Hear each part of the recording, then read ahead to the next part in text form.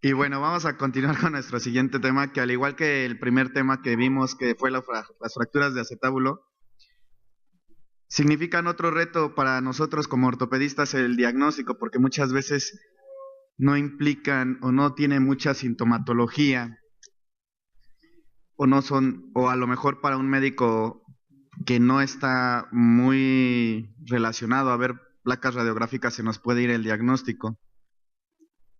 Eh, y bueno, le vamos a dar la palabra a lo que es el doctor Rubén Amaya Cepeda, el cual es médico adscrito del servicio de tumores en lo que es el Hospital Magdalena de las Salinas y profesor adjunto de médicos residentes con el tema de diagnóstico y manejo de tumores benignos.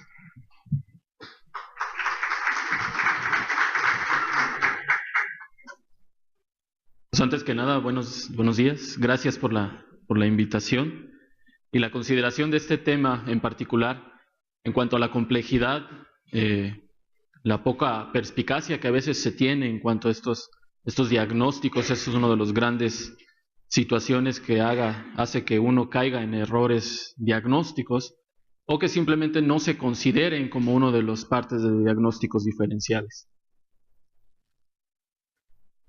Para poder agrupar a las lesiones benignas, la OMS ha establecido agruparlas por secciones del tejido que las origina. En este caso, pues estamos hablando del sistema musculoesquelético y a nivel óseo vamos a tener aquellas que provienen propiamente o que forman hueso, o que son directamente relacionadas con la formación de tejido óseo. Entre ellas tenemos el osteomastoide y el osteoblastoma como sus máximas representantes o las de mayor frecuencia en aparición. El problema del osteomastoide, el dolor que llega a tener el paciente. Es un dolor que a veces no se le encuentra justificación, es un dolor que incapacita al paciente y que incluso aumenta en horarios nocturnos, pero afortunadamente hay una prueba diagnóstica para los osteomastoides que el dolor responde adecuadamente al manejo con salicilatos. Esto es una aspirina y el dolor mágicamente se cura. Siendo que puede llegar a una intensidad 7 u 8, llega a disminuir considerablemente. Y veamos una de sus características. Normalmente es una de las lesiones frecuentes. Se caracteriza por un nido central en una estructura ósea periférica esclerosada. Este nido central debe tener una característica en particular que debe de medir menos de 2 centímetros de diámetro para ser catalogado como osteomastoide. Generalmente va rodeado este nido de una zona esclerosa, una reacción muy marcada, y sus puntos de predilección. Ya habíamos hablado, el dolor predomina en horarios nocturnos, un control excelente con salicilatos, incluso en tiempos anteriores se había considerado como una prueba diagnóstica. La aparición entre 10 a 35 años, un predominio en varones, generalmente los reportes varían, pero es de 4 a 1, de 2 a 1. Y en algunos casos puede llegar a tener alguna regresión espontánea. Pero los casos sintomáticos son los que nos preocupan. Precisamente vemos esta reacción y la reacción esclerosa no es lo que marca y lo que debe de llamarnos la atención, sino una zona central bien delimitada, más radiolúcida. Estos osteomastoides pueden llegar a ser localizados en diferentes partes de la superficie o del espesor de la cortical. Podemos tener aquellos que van a estar directamente en la cortical, pueden afectar la región medular o incluso ser subperiósticos. Problemas son cuando están cerca de la superficie articular, porque hay algunos casos reportados que están intracapsulares o extracapsulares, en donde la sobreposición de imágenes los hace un poco difíciles de diagnosticar. Si vemos aquí esta reacción, esta es una reacción, un osteomastoide que inició como subperióstico. Vemos la reacción ósea que llegó a generar y si somos un poquito acuciosos vamos a ver un pequeño nido central en toda esa lesión esclerosa. A veces lo que llama y lo que impresiona es la reacción esclerosa que tenemos alrededor, pero en sí lo importante es el nido. Muchas veces también pasa desapercibido por lo mismo de que el nido es pequeño. Uno no tiene ese diagnóstico en mente y puede llegar a confundirse con otras estructuras. Por eso es muy importante en el estudio de las lesiones tumorales considerar por lo menos 2 proyecciones de la misma región anatómica. En este caso, podemos ver aquí cómo este nido se puede llegar a esconder de la vista si es que no se tiene estas 2 proyecciones. Pueden llegar a causar afección a estructuras vecinas, son incapacitantes en algunos casos. Muchas veces estos osteoides se llegan a confundir con artritis séptica, se llegan a confundir con patologías inflamatorias de la articulación, siendo que el origen del dolor es este tipo de lesiones. Y veamos, la sobreposición también a veces nos hace fallar en cuanto a la localización de este nido. Si vemos en la radiografía simple, es un poquito difícil encontrar por tanta reacción esclerosa, esto también hace que se confunda y pueden llegar a tener algún otro diagnóstico. Pero precisamente cuando vean esta reacción esclerosa, hay que ver algunos cortes, un estudio un poquito más preciso. En este caso la tomografía nos ayuda bastante para encontrar precisamente este nido. ¿Y la importancia de este nido cuál es? Pues en verdad para controlar y dar tratamiento a esta lesión no es necesario hacer la resección de toda la reacción esclerosa que está presentando ese hueso. Esa reacción esclerosa es una reacción en defensa a la presencia del nido. Es hueso relativamente sano, es hueso que es natural del paciente. Entonces lo que tenemos que hacer y lo que tenemos que resecar es propiamente y únicamente el nido. Esa resección no tiene que ser tan amplia para considerar la reacción esclerosa. ¿Qué pasa a veces? También se pueden llegar a presentar en cuerpos vertebrales, ¿no? En la estructura propia de la vértebra, y esto da un dolor incapacitante y esto llegar a dar problemas. Entonces aquí es donde encontramos, y si vemos en la vértebra, pues podemos entender una lesión en esta región, en la región anterior, que de pronto no demuestra nido, que de pronto no se ve la afección, pero ya después en cortes más milimétricos podemos llegar a encontrar este pequeño nido. Entonces no tengo que sacrificar todo el cuerpo vertebral. Ya sé que tengo que ir y considerar la resección de este nido únicamente, sin causar mayores estragos sobre la estructura vertebral. Se puede hacer de diferentes formas, hay diferentes opciones en cuanto a tratamiento. Muchas veces la selección depende del cirujano, de la localización y del grado de afección. Se puede hacer de manera común, que es la resección con una cucharilla fina, una pequeña ventana en el tejido óseo para la resección.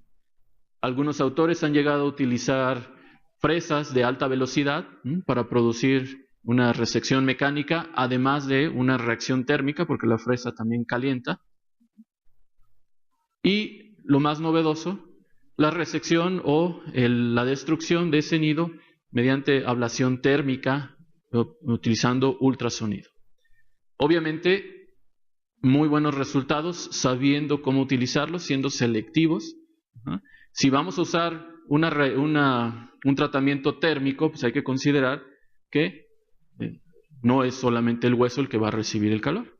Tenemos que considerar que también puede llegar a dañar las partes blandas. Entonces, proteger las partes blandas al momento en que está aplicando esa terapia es muy importante.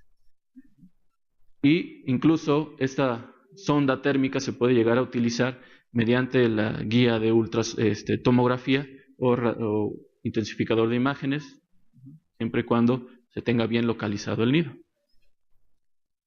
Bien. El osteoblastoma, otro de los que forman hueso precisamente, estos los vamos a encontrar a diferencia del osteoma osteoide. Si recuerdan, mencionamos que la OMS ha manejado un límite de 2 centímetros. ¿Por qué? Porque pasando 2 centímetros ya se cataloga entonces como un osteoblastoma. La diferencia histológica no es grande, no difiere. Técnicamente es para el patólogo igual decir osteoma osteoide a decir osteoblastoma. Por eso es importante también que el patólogo tenga acceso a las radiografías, porque en base a esto va a poder determinar el diagnóstico. ¿Y cuál es la importancia? La importancia es que en el osteoblastoma la situación de la malignización es un poco más frecuente. El osteoma osteoide, hasta la fecha no hay reportes confirmados de una transformación maligna. En cambio, el osteoblastoma tenemos casos en donde hay este tipo de lesiones e incluso se catalogan como osteoblastomas malignos. Ya lo vimos, es de histología similar, tamaño mayor, y siempre la duda de la malignización está presente. Predomina igual en varones, casi la misma relación que el osteoma osteoide, vemos que comparten también esa característica. Aquí tal vez porque no están tan restringidos, a lo mejor porque ya rompieron un poquito más de cortical o ya invadieron un poquito más la médula, el dolor no es tan intenso. El dolor del nido del osteoma osteoide es básicamente por la presión y por las terminaciones nerviosas que se llegan a desarrollar en su interior. Aquí esa característica del dolor no está presente. Obviamente, si llega a haber dolor, es un dolor un poco bajo, sordo, no tiene el predominio de horario como el anterior y en este caso no responde a los salicilatos. Podemos ver en su presentación que es inicialmente similar al osteoma osteoide, pero si dejamos transcurrir la historia natural de la enfermedad, este tipo de lesiones puede llegar a tener afección a toda la estructura ósea, no se limita nada más a los 2 centímetros, sino va a empezar a insuflar, va a empezar a cambiar la morfología y va a tener algunas similitudes a una lesión neoplásica, en este caso ya una lesión maligna. Bien. Si vemos, la lesión puede llegar a ser tan destructiva y tan abombada, ¿no?, como lo permitamos. Entonces también por eso son lesiones en donde importa el tiempo en donde actuemos. Estos no son artrosis, que ya sé que si le dejo la artrosis un mes más, pues va a ser la misma artrosis. Aquí no, aquí estoy permitiendo, si le doy 1 semana, 2 semanas a esa lesión, son 1 semana o 2 semanas en donde pueda seguir expandiendo, pueda seguir creciendo y la destrucción pueda ser más. Y lo que algo en un principio pudo haber sido un poco más simple, la cirugía, se vuelve un poquito complicada. Y lo vamos a ver que, como se encuentran también cerca de las articulaciones, pues a veces también pasan desapercibidos como un problema articular. Brincando a las lesiones de origen cartilaginoso, en las lesiones benignas todavía, pues los que muchos conocemos, aquí vamos a tocar el tema del tumor más frecuente en el sistema musculoesquelético, el osteocondroma. Yo creo que todo el mundo nos hemos topado con un osteocondroma en algún momento de nuestra vida profesional, pero también existen otros, como es el condroblastoma y el fibroma condromixoide. Empezando por el osteocondroma, una alta incidencia, un 12% de todas las lesiones tumorales del sistema musculoesquelético, se define como una exostosis osteocartilaginosa. ¿Qué es esto? Es una proyección, una sobresaliente del hueso. Está la superficie ósea y de ahí va a haber una proyección ósea cubierta de cartílago. Normalmente inicia en metáfisis. Cuando el osteocondroma se va haciendo más y más viejo, se va quedando hacia la diáfisis. Entonces, este es otro parámetro que internacionalmente se ha visto. Un osteocondroma, entre más cercano a la línea articular, es más reciente. Un osteocondroma que se va alejando de la línea articular es de consideración un poquito de mayor tiempo de antigüedad. Se relaciona mucho con deficiencias en la placa de crecimiento. El origen del osteocondroma, ahorita ya la teoría más importante es la sospecha de las líneas de la placa de crecimiento que tienen que ser verticales hacia el eje del crecimiento óseo. En algún momento se llegan a producir una alteración en esa alineación y causan crecimientos entonces en deseje o en ramificaciones. Esa es la teoría hasta ahorita más aceptada y donde ha apoyado más el origen de estas lesiones. Y los osteocondromas también pueden presentarse en tipo de enfermedad múltiple, a lo cual llamamos y definimos como osteocondromatosis. La edad de aparición entre 10 a 35 años, normalmente en varones un mayor predominio. El aumento del dolor y la presencia de dolor en este tipo de pacientes generalmente es porque el osteocondroma esté realizando un roce mecánico sobre alguna estructura o esté el osteocondroma directamente apoyado sobre una estructura nerviosa o vascular que esté causando alteraciones en este sentido. Generalmente el aumento de volumen es lo que más llama la atención. Puede haber alguna compresión de estructura o ya cuando está en fases más avanzadas, el mismo osteocondroma genera bursas sobre el osteocondroma que son las que se inflaman, que son las que causan precisamente esta respuesta dolorosa. La transformación maligna de un osteocondroma solitario afortunadamente es del menos del 1%. Cuando estamos hablando de osteocondromatosis, que es la versión múltiple de esta enfermedad, aumenta hasta 3 a 5% dependiendo del autor. Y vamos a ver entonces que este tipo de lesiones, estos tipos de lesiones que forman hueso y cartílago, vamos a tener una espícula ósea, un crecimiento sobre la superficie, y vean cómo esta estructura está justamente debajo del cuádriceps. Si ven esto, es el mismo paciente.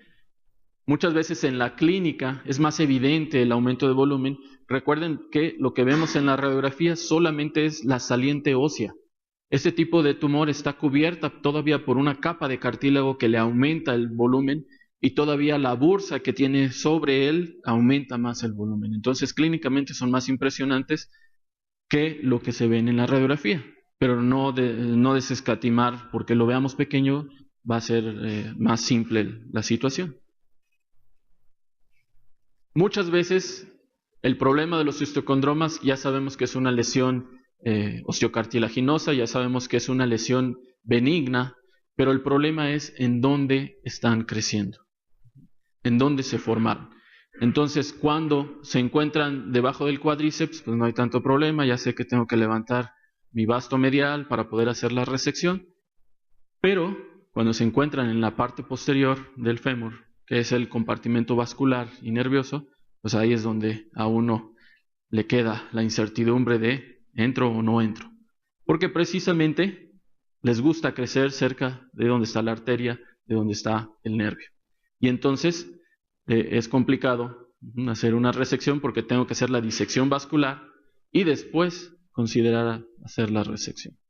¿Okay? Entonces, la complejidad no es propiamente de la lesión, sino en dónde está. ¿Qué pasa cuando también está cerca de estructuras importantes de carga, por ejemplo? En estos casos, en el cuello femoral, en donde yo sé si entro a hacer una osteotomía para resecar este tumor, que le está bloqueando la articulación, que le está impidiendo el movimiento adecuado, pues sé que voy a debilitar una estructura de apoyo como es el cuello femoral y que puedo hacer que mi paciente sea más factible de presentar una fractura en esta zona. Entonces, la situación nuevamente de en dónde se localizan estas lesiones son las que dan los dolores de cabeza. Otra de las situaciones, cuando este tipo de lesiones se encuentran cerca de la sindesmosis, cerca de estructuras como es el radio, en donde puede llegar a ser o similar, una sinostosis, también es problema. Porque entonces llegan a no solamente fusionarse con el hueso vecino, sino también me empiezan a dar alteraciones en cuanto a la alineación articular. Si ven, esta es una con apoyo y veamos cómo ya también la superficie tibial también tiene una mayor inclinación. Aparte de meterse en esta zona, que tenemos que meternos en la membrana interósea, meternos en la región de la sindesmosis, también causa sus particularidades. Cuando es múltiple, pues esto me llega a tener problemas porque también me va a dar afecciones a nivel de varias articulaciones, me va a dar desviaciones más allá de lo permitido. Y en este caso en particular, esa jovencita con una osteocondromatosis múltiple presentaba sinostosis radiocubital proximal, así como radiocubital distal, lo cual también hacía más complejo porque estábamos afectando movimientos tanto de muñeca como de codo. Y veamos nuevamente, cuando son casos de multiplicidad de estas lesiones, se vuelve un tanto cuanto más complejo la afección. Internacionalmente no se recomienda resecar todas las lesiones, porque a veces es un poquito difícil y algunos autores dicen que es hasta imposible, pero se tienen que ir resecando aquellos que van dando síntomas, aquellos que van dando crecimiento más allá de lo normal y aquellos en donde la radiografía cambie. Si vemos que de pronto un osteocondroma cambió su patrón radiográfico, hace un mes lo vi con trabeculaciones en su interior, ahorita ya lo veo un poquito más mixto la situación, es un signo de alarma para considerar una resección quirúrgica en estos casos.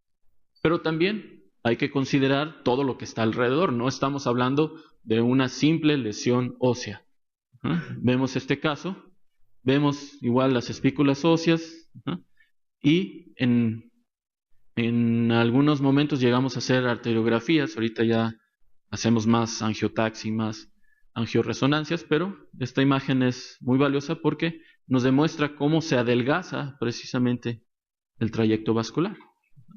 Vean cómo el simple hecho de tener el osteocondroma recargado sobre la estructura vascular disminuye considerablemente el calibre de la arteria. Y esto da pues pautas para complicaciones durante y después de la cirugía. Muy bien.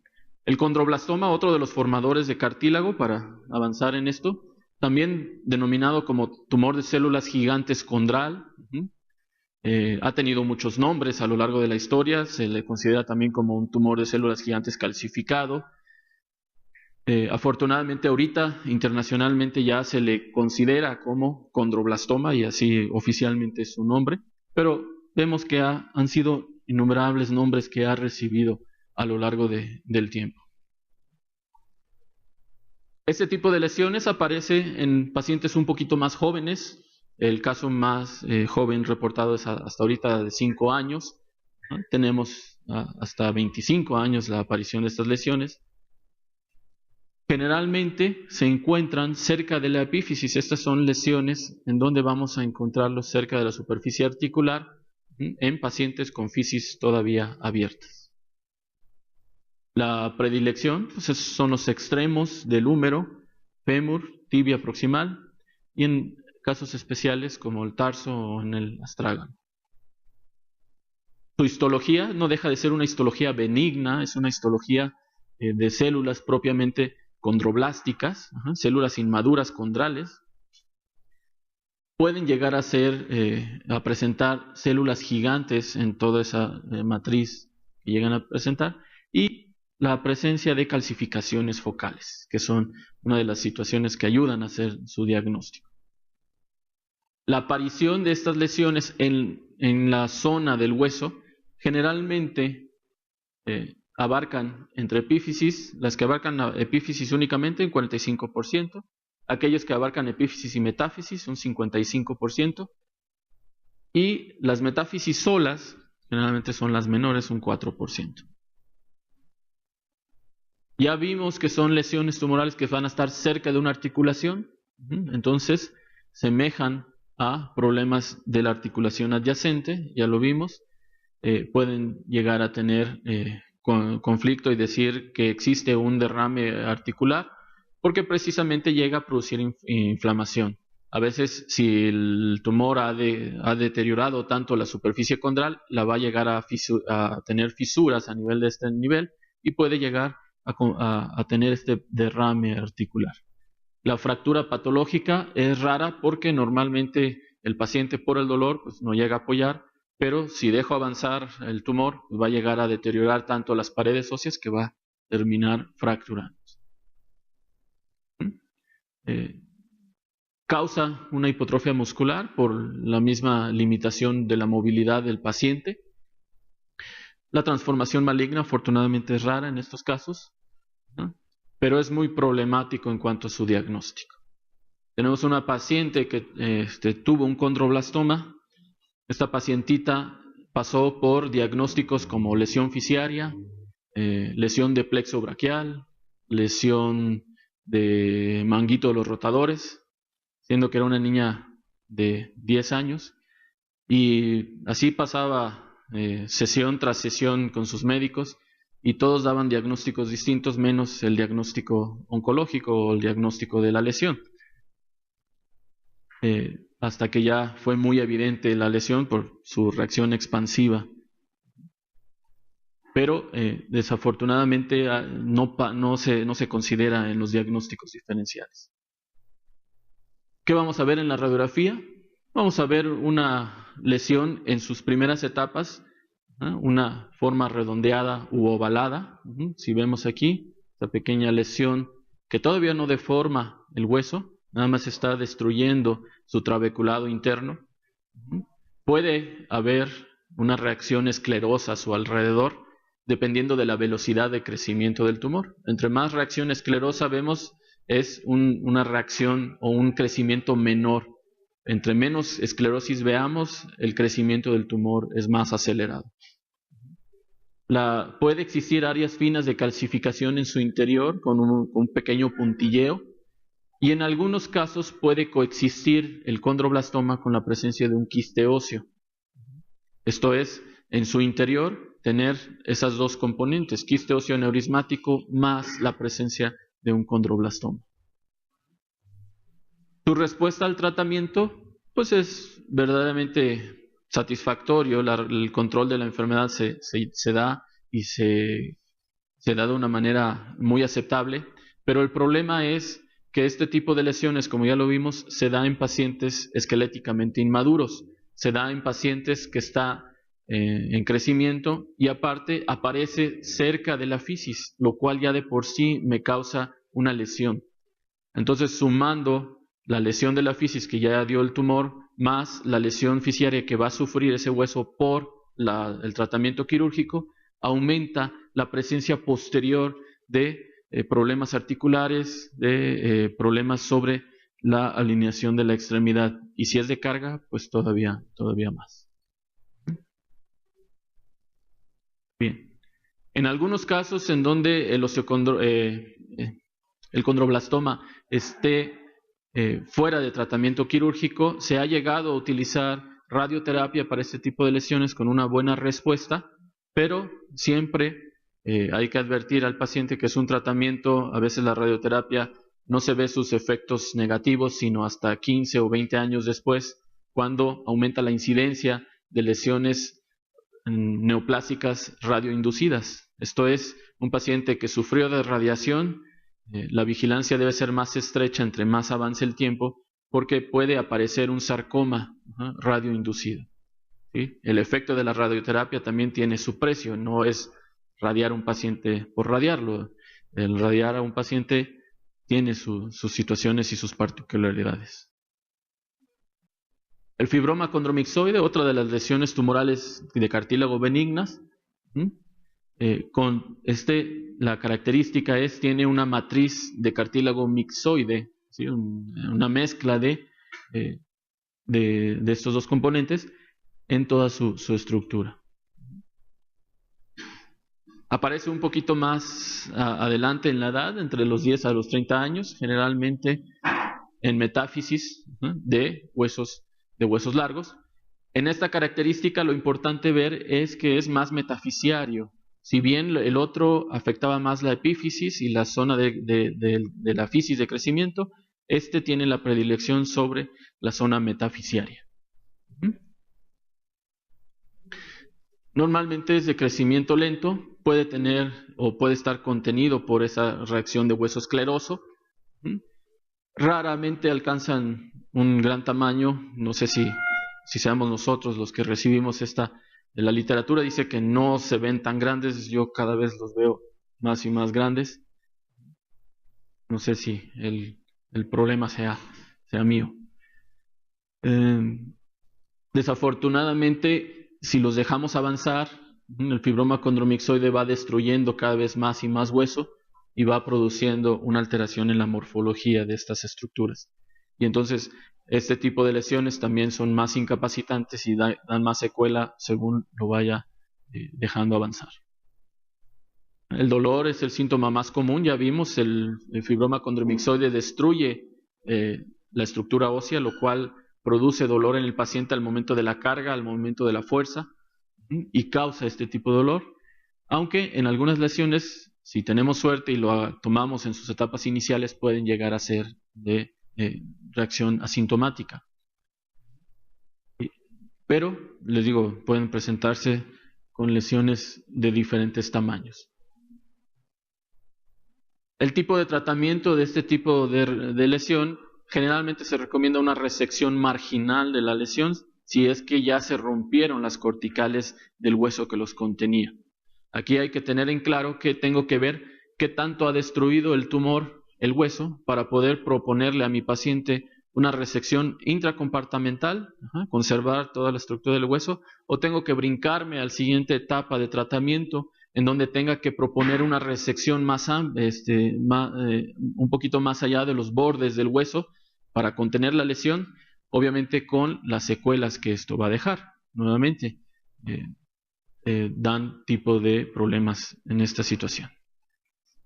Llegamos a las lesiones tumorales que la OMS clasifica como de origen incierto, que desafortunadamente hasta el momento no han podido determinar precisamente de qué tejido los origina o de qué tejido es el causante de este tipo de lesiones. Entre ellas, el quiste óseo unicameral y el quiste óseo aneurismático son los dos representantes de este grupo. El quiste óseo unicameral, o también conocido como quiste óseo solitario, lo vamos a encontrar en el 3% de todas estas lesiones. También es muy frecuente este tipo de lesiones. Se caracteriza por una cavidad solitaria. Puede existir una membrana que lo contenga dentro de esa cavidad. Y la característica principal y la que hace la diferencia macroscópicamente es el contenido de líquido. El contenido de líquido en el quiste óseo unicameral es un líquido amarillento, transparente, a diferencia del aneurismático que vamos a ver más adelante. ¿Qué llama la atención? Ya vimos, es un tumor que nos va a dar una imagen lítica. ¿Sí? La descripción radiológica de estas lesiones son imágenes líticas, ya lo vemos, estamos viendo mayor radioopacidad. Dicen que es expansiva, lo cual confirmamos. Vean cómo aumenta el diámetro del húmero. ¿Sí? Y también va adelgazando las corticales. Y lo podemos ver también igual, si reparamos y vemos las dimensiones de la cortical en esta zona, a comparación con la presencia del quiste, la vemos más adelgazada. Lo cual esto le va quitando al hueso su capacidad de apoyo, su capacidad de soporte de carga y su capacidad de palanca, que es una de las funciones precisas de esta estructura, lo cual genera el dolor, genera la tumefacción y en algunos casos genera la fractura patológica. Fractura patológica en este sentido de que se generó con un mínimo esfuerzo. El paciente se trató de apoyar sobre el piso para levantarse y esto le causó la fractura. O levantó un objeto de 1 kilo de peso y esto generó la fractura. ¿Sí? o brincó de unos 20 centímetros de altura y esto generó la fractura. Entonces también hacer hincapié en qué fue lo que produjo la fractura también es importante, porque esto nos habla acerca de qué tanta energía tuvo que tener ese hueso para llegar a fracturarse. Algunas veces los vamos a encontrar no necesariamente en huesos tubulares, también los podemos encontrar sobre estructuras como el calcáneo, en donde también pues, llega a producir molestias por lo mismo de que es una estructura de carga y el quiste está debilitando esa capacidad. Pero la gran mayoría y a lo que se van a encontrar va a ser a una lesión de tipo hueso tubular. Este tipo de lesiones, cuando se llegan a presentar con una fractura, hay que buscar lo que denominamos como el signo de la ventana flotante. ¿Qué es esto? Un fragmentito de la cortical que se desprendió al momento de la fractura y se mete en lo que es el líquido y se ve que está flotando en ese mismo líquido del quiste, dependiendo de la posición que se vaya dando al brazo. Aquí sí vemos, aquí vamos a ver un pequeñito huesito aquí, que esta es la parte de la ventana que salió de aquí y está metido ahí en esa lesión. Entonces este pedacito de cortical que se desprendió por la fractura, pues es lo que denominan como la ventana flotante y se mueve según la posición que le demos a la extremidad. El quiste óseo neurismático, aquí se le dice quiste óseo neurismático, muchos autores no están de acuerdo con esto, dicen que es el tumor de las 3 mentiras, porque ni es quiste, ¿sí? Ni es óseo, ni es aneurismático. Pero bueno, así se le ha descrito y la OMS así lo acepta como diagnóstico. Son lesiones que se encuentran llenas sí, de estructura de líquido sanguíneo, y eso es lo que vamos a ver, el líquido que nos va a dar esa lesión va a ser sangre, va a tener una pared, pero a diferencia de la pared del quiste anterior, esta pared está embebida de hemosiderina, es una pared que se ve incluso de un color más pardo que el anterior, y se refiere que este tipo de lesiones, más que ser originados por algún tipo de tejido, se originan por alteraciones en la hemodinamia, ¿sí? De la estructura ósea. Algunos shunts se han llegado a ser responsables de producir quistes óseos y todavía está en discusión esta teoría. El predominio normalmente es igual, no hay diferencia en cuanto a sexo. Representa el 6% de las lesiones, la edad de 5 a 20 años y genera dolor. Precisamente aquí la diferencia en cuanto al quiste óseo solitario muchas veces tiene que ver con el tiempo de evolución. A veces estos tipos de quistes evolucionan más rápidamente y destruyen más rápidamente la estructura ósea que los solitarios, porque como hay problemas de hemodinamia en su interior, la presión que causa en el interior del quiste es la que favorece un mayor crecimiento de la lesión y un mayor destrucción de hueso. Y tanto que lo vamos a ver, unas lesiones todavía mayores que lo que fue el quiste solitario, una destrucción todavía mayor de la estructura ósea. Y cuando lo encontramos en pelvis, pues igual también afecta casi toda la estructura pélvica. En estos el problema es precisamente que se va hundiendo la cabeza femoral sobre esa estructura porque no hay apoyo. Generalmente este tipo de lesiones, aparte de ser líticas, aparte de ser adelgazantes de la cortical y que alteren la morfología que insuflan el hueso, van a presentar mayor trabeculaciones en su interior, cavidades, esas trabeculaciones a veces dificultan un poco más el tratamiento porque son tabiques óseos que a veces si yo hago la resección y llego nada más hasta el tabique, tengo que considerar que atrás de ese tabique va a haber también todavía lesión que tengo que retirar. Entonces es importante establecer bien dónde están mis tabiques y cómo tengo que abordarlos para poder resecar adecuadamente este tipo de lesiones. Lo mismo llegan a producir fracturas. Veamos aquí también un fragmentito, que ese es el fragmentito de la cortical que está flotando ahí, ya expuesto. Ya vemos el hueso totalmente adelgazado. ¿Sí? y vemos aquí el contenido. Bien. Entonces, para considerar las lesiones benignas en este tipo de manejo, pues hay que considerar qué tan activas están. Hay que utilizar la clasificación de Enneking, que nos dice que las lesiones benignas pueden ser desde inactivas, activas o agresivas, ¿no? Dependiendo de qué tanto están destruyendo el hueso, qué tanto están afectando las estructuras óseas, y en base a eso considerar su manejo. Muchas veces en esas lesiones puedo llegar a utilizar sustitutos óseos, puedo llegar a utilizar algún tipo de estructura para reparar el daño que ha dado esa lesión. Afortunadamente ahorita los sustitutos óseos nos dan la oportunidad de reparar también y mejorar el hueso dañado con las 3 características básicas, que sea osteoconductor, osteoinductor y osteogénico. Los injertos óseos que anteriormente se utilizaban, pues sí tienen sus problemillas que en sí requieren un abordaje distinto, requieren un sitio donador, requieren hacer que alguien aporte ese material óseo, y a veces pues el residente no alcanza, ¿sí? Necesitamos o al papá o a la mamá, pero pues en estos casos es mayor costo porque es un abordaje mayor. ¿Sí? La cantidad es limitada. Recuerden que estábamos hablando de pacientes en edad pediátrica, pues la pelvis no está totalmente osificada, no puedo obtener mucha estructura ósea de ahí. La morbilidad del sitio donante en algunas series se ha llegado a relacionar hasta en un 25%, o sea, una morbilidad también muy grande. Y si utilizamos al papá o a la mamá como donante, siempre está la sombra de la transmisión de patógenos o las reacciones inmunológicas.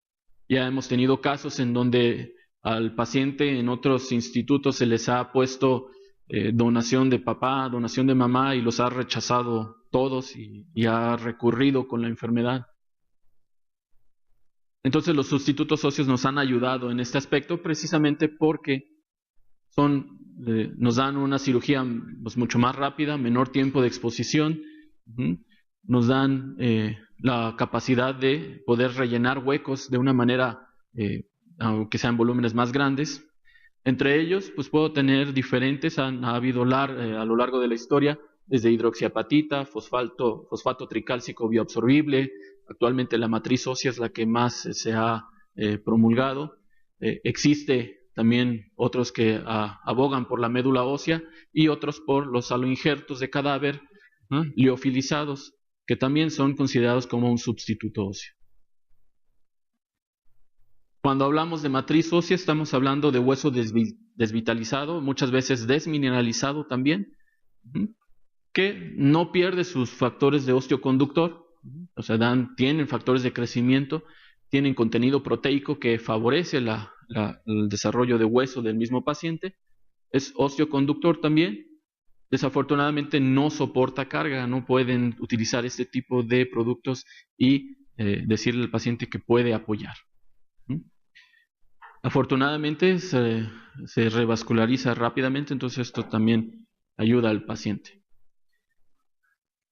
La matriz ósea, como ya vimos, es hueso desvitalizado, pero tenemos evidencia de que se integra con el resto de la estructura ósea, ¿sí? Por lo mismo de su contenido. Marcas, hay miles de marcas, ya los laboratorios y las compañías de osteosíntesis han introducido cada uno de sus marcas. Cada uno tiene sus pequeñas mejoras sobre uno sobre otro, entonces nada más es saber escoger bien. La médula ósea. La médula ósea es otro también que se considera como sustituto óseo precisamente porque estamos utilizando células que van a favorecer el desarrollo de hueso en esa cavidad.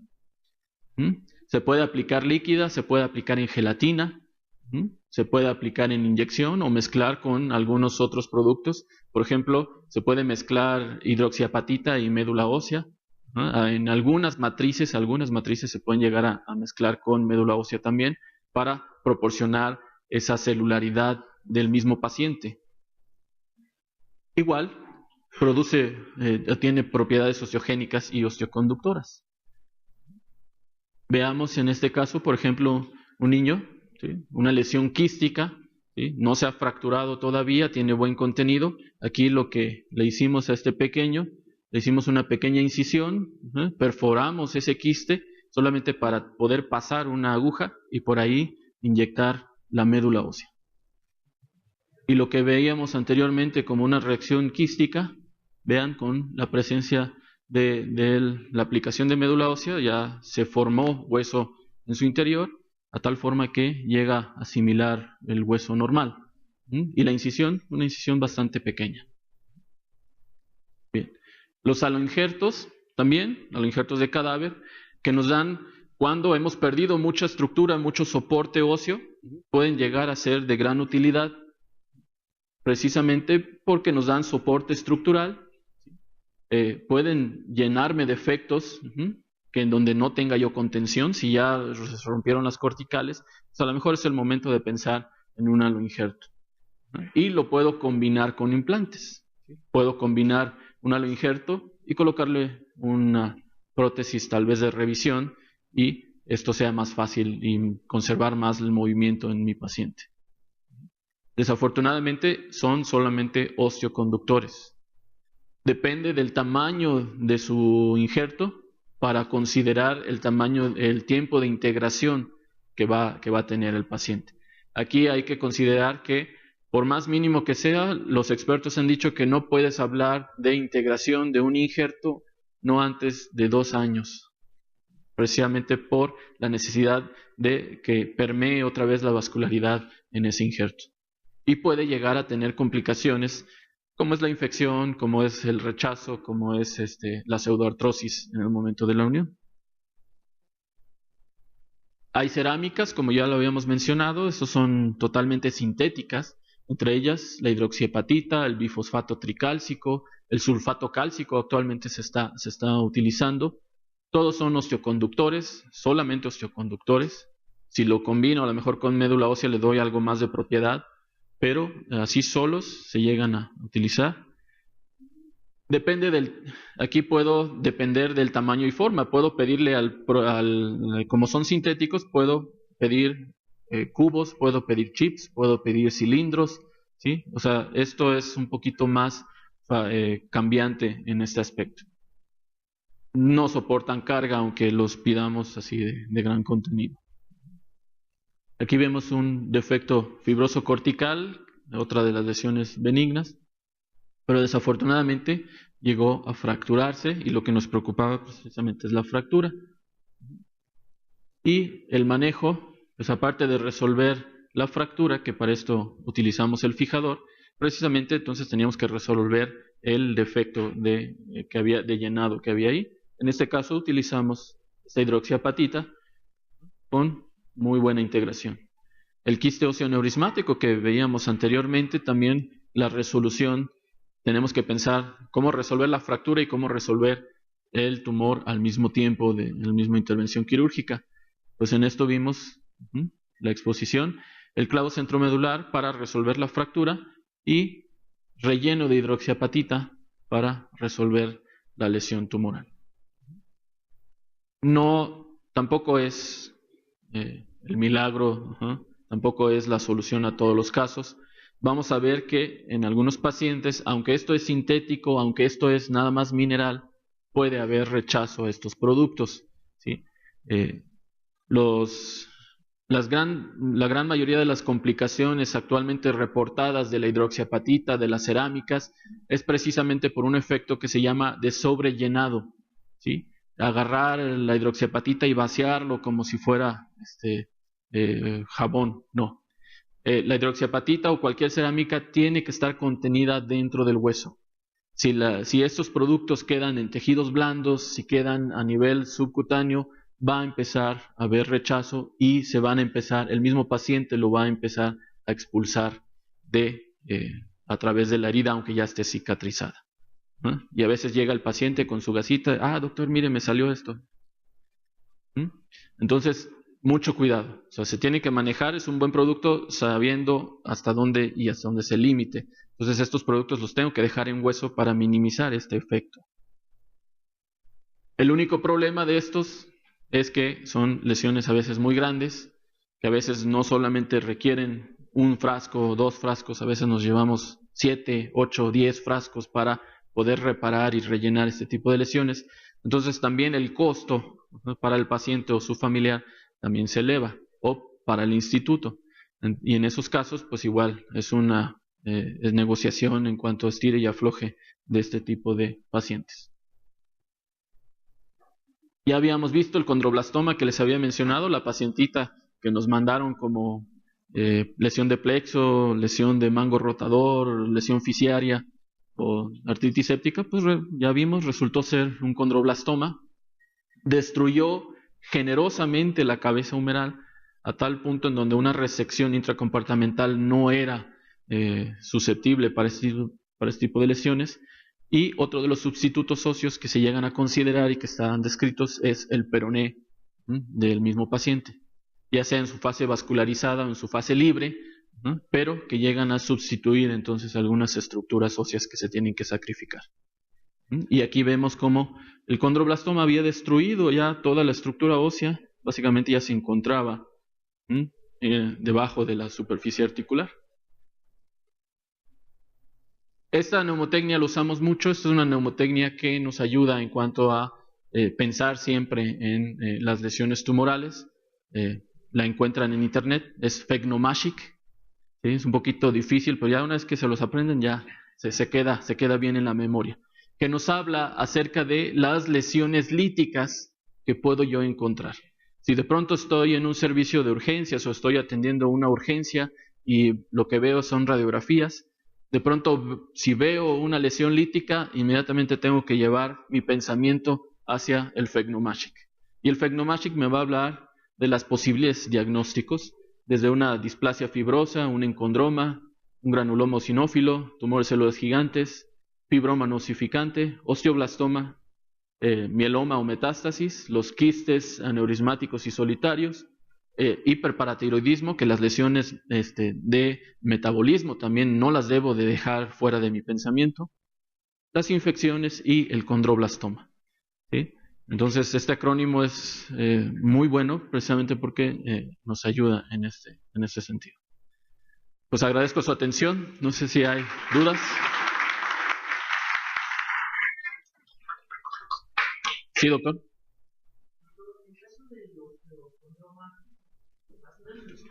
¿Cuál sería la mejor manera de eliminarlo en un paciente? Sí, el osteocondroma en su particularidad, si da síntomas, hay que proponerle un tratamiento o una resección quirúrgica. ¿Y en caso de un aumento considerable? Igual, es primordial operarlo y hacerle la resección marginal. Afortunadamente el osteocondroma puedo resecarlo sin dañar tanto el hueso, pero hay que considerar que tengo que, de preferencia, si puedo esperar a que ese osteocondroma se aleje de la fisis, mejor. ¿Sí? Porque estoy hablando de hacer un corte a nivel del hueso. Entonces, tengo que esperar tantito para que se aleje de la fisis y no causar daño fisiario, ¿no? Entonces, esto es lo que yo siempre les recomiendo. De preferencia, esperar a que esté un poquito lejos de la zona de crecimiento óseo. Gracias. Sí, doctor.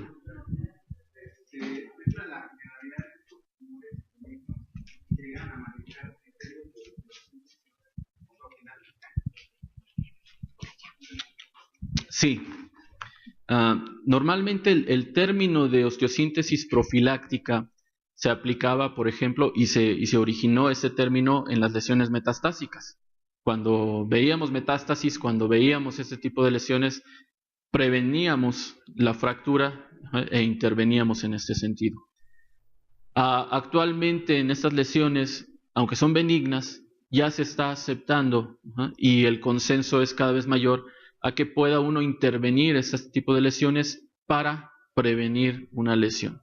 Y se aplica en lo mismo. Cualquier lesión que afecte más del 30% del diámetro en donde está localizado, tiene un potencial de fractura más del doble, ¿no?, de esa estructura ósea.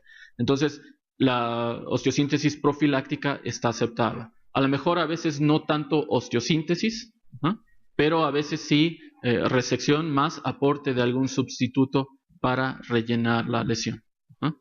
Eso no quiere decir que obligadamente tenga que tener algún implante mi paciente metálico para prevenir la fractura, sino nada más la resección y el relleno con algo, ya sea matriz, ya sea médula, ya sea cerámicas, para empezar a formar más hueso en esa zona, como una protección. Sí. Yo tengo una pregunta. Por ejemplo, sabemos que la mejor forma de rellenar ese espacio es con injerto autólogo, pero ustedes han utilizado lo que es el metilmetacrilato y cuándo lo podríamos utilizar, o en qué tumores sí se puede llegar a utilizar. Sí, el estándar de oro siempre ha sido el injerto autólogo. En lo particular, nosotros usamos cemento cuando son lesiones agresivas. A lo mejor no benignas como simplemente benignas, pero sí más agresivas como lo que es el TCG. El tumor de células gigantes tiene un apartado especial porque es de los que histológicamente es benigno, o sea, el patólogo puede revisar y revisar y revisar laminillas y nunca va a encontrar una célula maligna, pero el comportamiento de estos tumores es tanto que se dice que se comporta como un sarcoma, ¿no? En estos casos es donde utilizamos el cemento, ¿no? En estos casos en donde vemos este tipo de lesiones, preferimos la utilización del metilmetacrilato, precisamente porque el tumor de células gigantes, si le aportamos algún mineral, algún injerto o algún hueso, lo único que estamos haciendo es dándole de comer y entonces va a recidivar.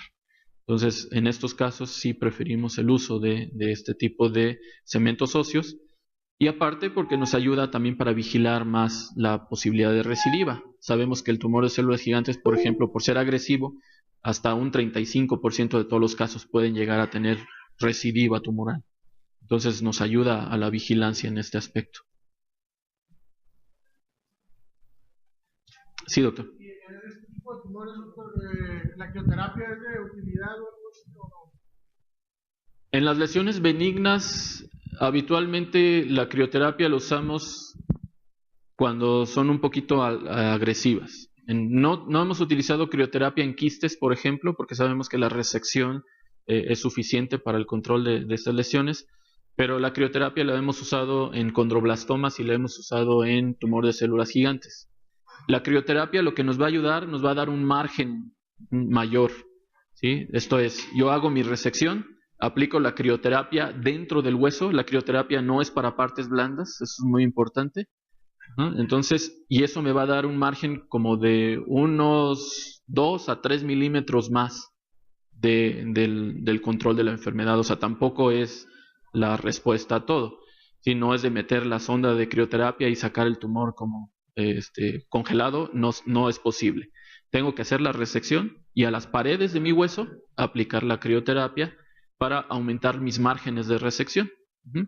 Sí, pero lo importante de todas maneras está en la resección que sea obsesiva. Sí, doctor. Doctor, el seguimiento de estos pacientes. Igual, nuevamente depende de la naturaleza o el diagnóstico final que tenga. Generalmente en las lesiones quísticas el seguimiento es hasta que yo vea consolidado, generalmente 1 o 2 años después, ¿no?, de la intervención quirúrgica. A veces en algunas displasias fibrosas yo sé que lo puedo egresar una vez que ya vi una radiografía de control a los 6 meses, ¿sí?, y que no hay problema en este sitio. Entonces depende mucho del diagnóstico final, ¿no?, de la patología. Pero pues habitualmente lo vemos 2 años y sin problema se pueden terminar egresando. Sí.